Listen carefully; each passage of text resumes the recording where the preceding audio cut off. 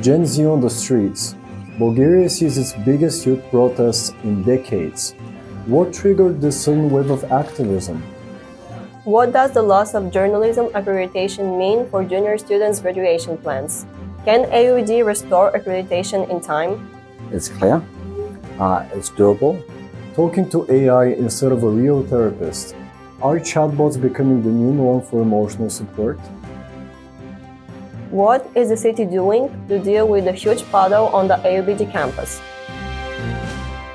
Hi everyone, and welcome to the third and final episode of Season 1 of DeWired. I am Rado. And I'm Ioana.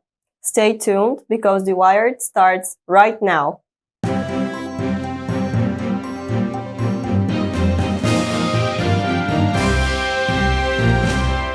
Operation Gen Z, or the largest protest Bulgaria has seen in decades. What started as an anti-budget demonstration grew into a much bigger wave calling for the resignation of the government.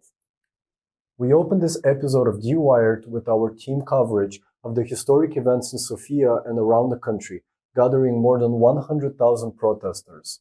How are young people getting involved?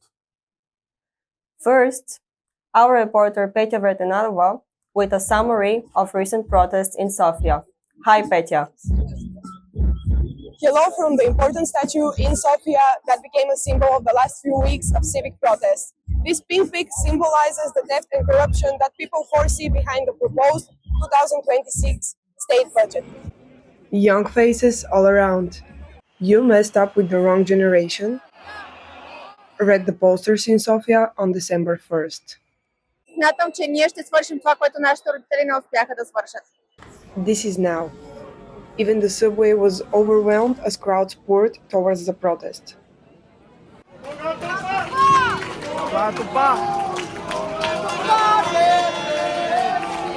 But just last year, around 80% of young people in Bulgaria reported indifference towards politics. So, what changed? I have the need to be here, to be part of the community, to help with something, and to make the change. You gotta be here and actually do something. Boyan is a student who skipped lectures to be here, and there are many more like him. Много си харесвам държавата, че тя е много с богата история, много красива и не трябва да позволяваме да бъде поробена. Вече прекалено много се качиха на главите, че не се допитва до нас, не ни взимат думите на сериозно, не ни уважават и че реално бюджета беше само повод, причините са много. During the protest today, people had to walk on this very pavement which can be seen as one of the symbols of corruption. Just a few years ago, 12 million of taxpayers' leva were spent on this, and here is the result today.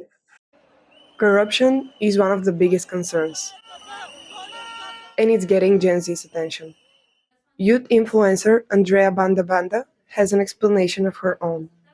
And I think it's only natural and it's only normal that you are passionate about what's happening with your money and your future and your parents' future. I think that you guys are more direct. That's why you're so allergic to the BS. More active this time were not just the followers, but also the influencers, including some who rarely speak about politics.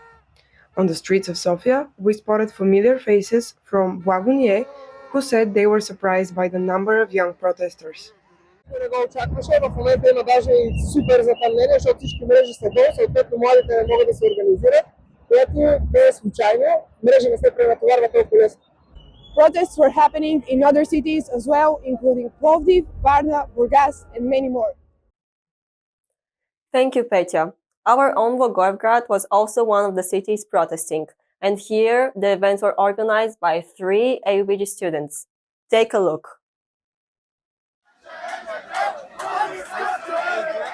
Hundreds of people gathered on the main square, chanting against the changes in the proposed budget.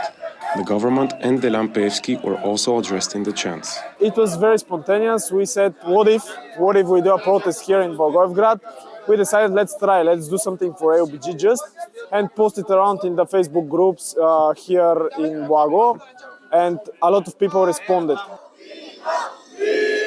But the outcome surprised even the most optimistic forecasts. According to an online crowd measuring tool, there were around 2,000 people at the protest.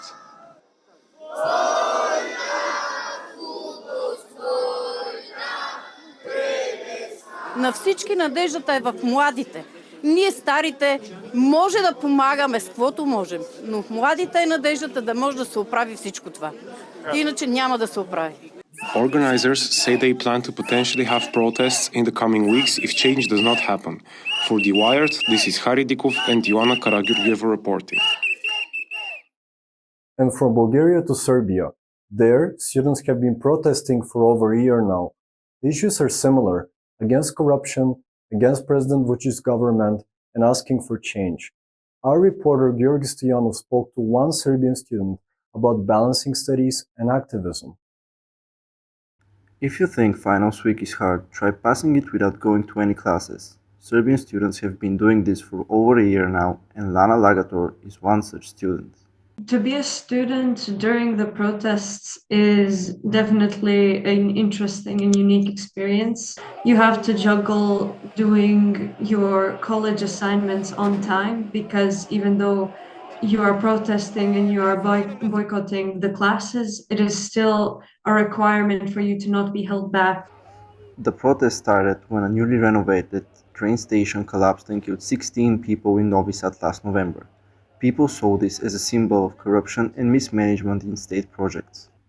I feel like our generation stood up because the older generations may have lost hope seeing the many years of the same government ruling over the nation. For students, they still have that hope, they still have that fight in them, and they know that in classes the teachers won't focus on the exams, they won't single them out specifically and put any kind of pressure. The only thing that I have noticed is if before a class the teachers will ask the protesting students how the protests are going, what are the plans for their next actions, more just wanting to be informed than anything else. And the driving power behind this movement for Lana is that people finally got fed up. It's just the same of people being so sick of the government abusing their power and just getting away with stuff they really shouldn't be allowed to, that no human on their own should be allowed to get away with. For DeWired, this is Georgi Stoyanov reporting. As AI reshapes the job market, the value of a university degree is no longer a given. And the tougher question follows: does it matter where you get that degree? Veronika Shalamanova looks at different higher education models and how they prepare graduates for the careers of the future. Liberal arts or classic European specialization. One gives you a mix of disciplines and promises flexibility. The other, depth in a single field. But which one prepares you better for the job market? В този свят, в който живеем, поколението, новото, което идва, обикновено страда от липса на познание за света. В това отношение Liberal Arts дават едно много по-широко възприемане на света. Renata Georgieva is an AUBG alumna who credits the liberal arts model for shaping her career as a magazine editor. I definitely appreciate the fact that we were able to study everything that was interesting for us. For example, I took a lot of literature, and I really miss it right now. But the liberal arts experience isn't just academic. Soft skills са това, което прави голямата разлика. Традиционно те са по-добри в комуникацията, по-добри са в това да се представят себе си пред работодателя. But strong communication doesn't replace hands-on experience. And here, students in specialized universities seem to be a step ahead, just because in liberal arts it takes longer for a student to zoom in on a specific field. We definitely had a lot to catch up on, just because I guess other people from other universities had been exposed to the job market earlier. They oftentimes, for example, they become a journalism student, and year one they go and they have their internship at BNT or BTV or somewhere else. This is exactly the trajectory for Polly, a journalism student from Sofia University. She became a reporter at Bulgaria On Air while still a student. Все пак практиката е най-добрият учител. установих, че наистина нашата професия е основно практическа и въпреки, че има някои дисциплини, които ни помагат на нас като студенти да развиваме определени умения, смятам, че наистина когато си на терен и когато започнеш да работиш с екип от професионалисти, вече можеш да установиш как всъщност функционират нещата. So which degree wins when a civic hits an HR desk? По принцип, сега като работодател, моето мнение е следното. Света става сложен и се развива много бързо и по-добре се справят хората с по-богата обща култура. A 2024 study comparing liberal arts graduates to traditional specialists in Europe show almost no difference in employment or wages, except in STEM fields where specialists tend to perform better. Каквото и да си учил в училище, никога не си подготвен за работа. Където и да отидеш, колкото и да си мислиш, че си подготвен, реално сядаш отново на учебната скамейка за различен период от време, зависимост от позицията. For DeWired, Veronica Shulmanova reporting. We continue the coverage around a topic that hits very close to home, the rejected accreditation of AUBG's journalism, media and communication program. Gabriela Stefanova has the most recent update. This year's AUBG crisis is the loss of the journalism accreditation. The administration says that they're working very hard to restore it. And while seniors sign relief, some juniors worried if they'll ever be able to graduate with a Bulgarian diploma. I spoke to a junior student and the university leadership to find out more about it. Out of all juniors in AUBG, around 9% are either with a single journalism major or now with two non-accredited majors. Those students are most directly affected by the lost journalism accreditation. One of them is Vasil Kotsev, majoring in JMC and psychology. For him, it is too late to change majors, and he has scratched transferring universities as an option. He now worries if he'll even graduate, as the rule is at least one Bulgarian recognized diploma. I have also personal reasons to be very much distraught about it. I don't want to stay here a fifth year because I have done nothing wrong actually. My GPA is not low. I haven't failed a course. As it stands, the university can now only issue Bulgarian diplomas in journalism until September next year. In the meantime, it can reapply and get the JMC accreditation back, in which case no one will be negatively affected by the current crisis. Now, the good thing here is what we need to do to renew accreditation is clear, it's doable. Dean of Faculty Robert White shares that the program needs to hire 2 more habilitated professors on a primary Bulgarian labor contract to be able to reapply for accreditation. And I think our goal has to be to get this sorted out as soon as possible to give students that certainty. While the administration says it's working on finding solutions, for students like Vasil, there is nothing left to do but hope. Even if I start screaming on top of ABF, no one's going to change the accreditation. It's not based on me and it's not based on any other student. And in that sense, you just have to stall for time and wait. There may be a light at the end of the tunnel. It seems that the administration has a clear plan on how to restore the accreditation. There will also be a JMC meeting with the co-chairs and the juniors, so please check your emails. Thank you, Gabriela. DeWired will continue reporting on the issue. Keep following our Instagram account for updates. For many young people, therapy is either too expensive, too intimidating, or simply unavailable. So, instead, they turn to artificial intelligence, always accessible, and could even be free of charge. But what happens when a chatbot becomes your emotional support? Here is what I found out from talking to users and experts. With the growing use of AI in every aspect of life, mental health care is no exception. A 2025 national survey shows that 1 in 8 young people in the US uses AI chatbots as therapists. Another study in the UK reports that 37% of adults have done the same. Though there is no reliable data from Bulgaria, 14-year-old Ralica is one of the frequent users. I talk with ChatGPT about my emotions because I can open in front of other people and I don't want to burden them with my emotions.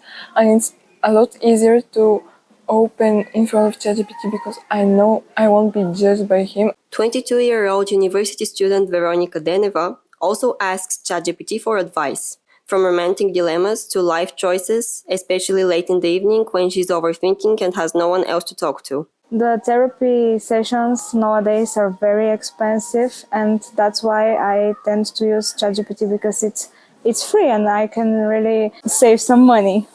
Therapy in Bulgaria can cost anywhere between 30 and 75 euros per session, a price some people are not ready to pay. Chatting with ChatGPT is free, but are there any risks of using AI for emotional support and advice? Всички знаем на какъв принцип работи ChatGPT. Това, което липсва там, е емпатията, индивидуалния подход. Риска е да приемаш нещо за 100% истина, нещо, което не е казано за теб. Because ChatGPT is programmed to avoid causing emotional harm, it also tends to validate people's feelings and offer reassurance. I usually use ChatGPT to calm myself after an argument with family or friends, and ChatGPT makes me feel like an incredible person. ChatGPT also softens blame and tries to calm conflict. I actually manipulated ChatGPT to give me answers that I really want to hear and I really need to hear. But that protective tone can easily make it seem as if the AI is taking someone's side, even when the situation is more nuanced. Това може да доведе до един сериозен егоцентризъм.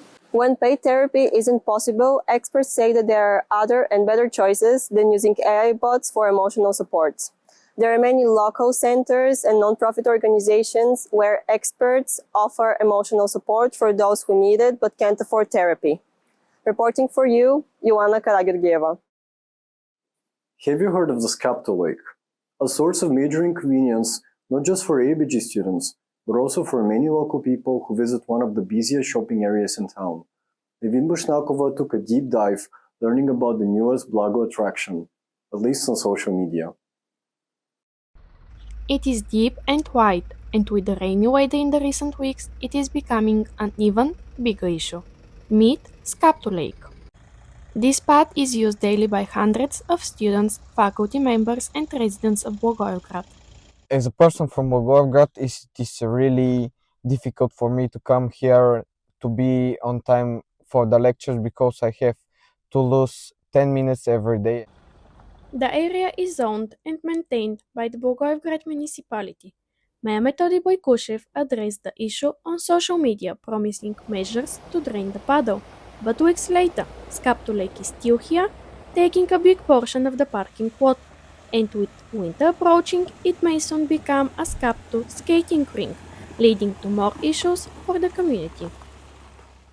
For DeWired, this is Nevin Bushnakova reporting. We contacted the Blagoevgrad municipality about the issue. In their official response to DeWired, the city authorities said they already have an investment project in place for the improvement of the area near AUBG, including the section with the big puddle. The letter said the project is currently in the approval stages, after which they will issue a reconstruction permit for the road. There is no specific time commitment in the official response from the city government, for now. And now, a little holiday cheer at the end of our show. The Bulgaria Christmas Bazaar is up and running, welcoming around 500 people per day. Our reporter, Harry Dikov, is one of them, and we bring him in now to share the joy. Hello, we're here at the Blagoevgrad Christmas Bazaar on a cold Friday night, but nevertheless people are enjoying the atmosphere here, and what is on offer is there are a lot of booths which offer drinks and food for the visitors, and now we're going to ask people what they think about the atmosphere and workers about whether they think the new location is suitable, as the bazaar was previously in the city garden, but now it's in the square below the town's municipality. So first we can ask some visitors what they think about the atmosphere. Hello? Can you please tell me what you think about the bazaar's atmosphere? The atmosphere for me it's like magical. It's straight out of a movie. I think they killed it this year with the decoration. It's amazing. It's special, and I think it's a great way to go out and enjoy the city. Thank you very much. And now we're going to show you some of the atmosphere at the bazaar. As we can see that a lot has been invested in decorations for this year. We're also going to ask one of the workers at the booths what they think about the location. So, hi. Can you please tell us what you think about the bazaar's new location for this year? Yeah, absolutely. It's a great location. I like it way better than the city garden. Here people gather, they have fun. The lights are amazing. We have the big Christmas tree over there. So I like the place way better. Yeah. Thank you very much. Yeah, absolutely. And this is what we have from the Christmas Bazaar in Blagoevgrad. And this is Harry Dikov and Fitana Ilieva reporting. Thank you, Harry. And with that, we'll wrap up not just this episode, but the very first season of DeWired, the campus news magazine made by students for students. The show will continue next semester with new people taking the TV Studio class that produces this program. But hopefully, what will stay the same is the passion for journalism, storytelling, and serving you, our viewers. We thank you for being part of our journey as student journalists and for supporting our work with your time and attention. Good luck with the finals. Keep following us on Instagram at DeWired AUBG, and don't forget to subscribe to our YouTube channel. We wish you a happy and joyful holiday season.